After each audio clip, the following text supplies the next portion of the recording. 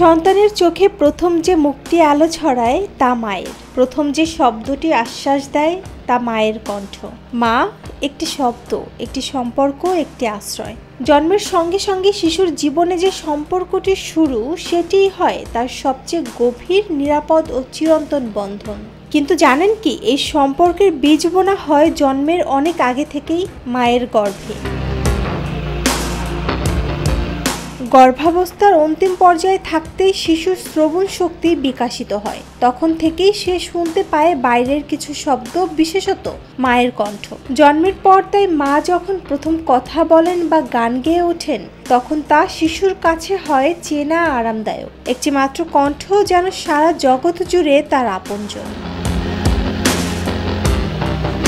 শিশু গর্ভে থাকাকালীন সময় শিশুর সঙ্গে পরিচয় ঘটে মায়ের হৃদস্পন্দনের। সেই ছন্দ তার মস্তিষ্কে গেঁথে যায়। ফলে জন্মের পর যখন মা শিশুকে বুকে নেন, তখন হৃদয়ের সেই পরিচিত তাল তাকে করে তোলে নিশ্চিন্ত ও প্রশান্ত। শিশু যেমন অনুভব করে মায়ের গায়ের ঘ্রাণ, তেমনি টের পায় তার ত্বকের উষ্ণ স্পর্শ।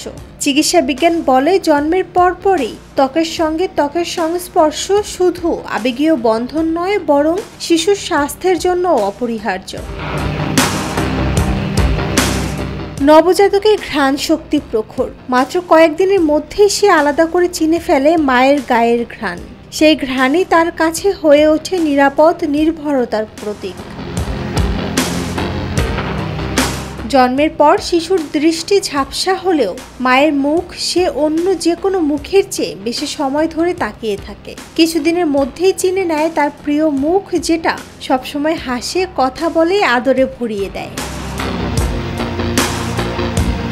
শুধু স্পর্শ বা শব্দ নয়, মায়ের প্রতিটি আদর, প্রতিটি আলিঙ্গন, প্রতিটি মৃদু হাসি শিশুর মনে গেঁথে দেয় এক অদৃশ্য অথচ ধীর আবেগীয় সংযোগ। এই বন্ধনই গড়ে দেয় শিশুর মানসিক স্থিতি ও নিরাপত্তার ভিত্তি।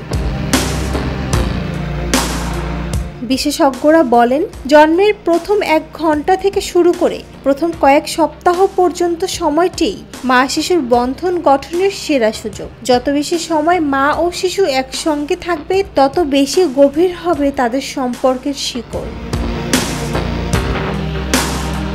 মা সন্তানের এই সম্পর্ক কোনো ভাষায় সম্পূর্ণ বোঝানো যায় না। এটি অনুভবের, মায়ার, চেতনার, যার শুরু গর্ভে, বিস্তার সারা জীবনে। নুসরাত জাহান শম্পা, নিরপেক্ষ নিউজ ডেস্ক।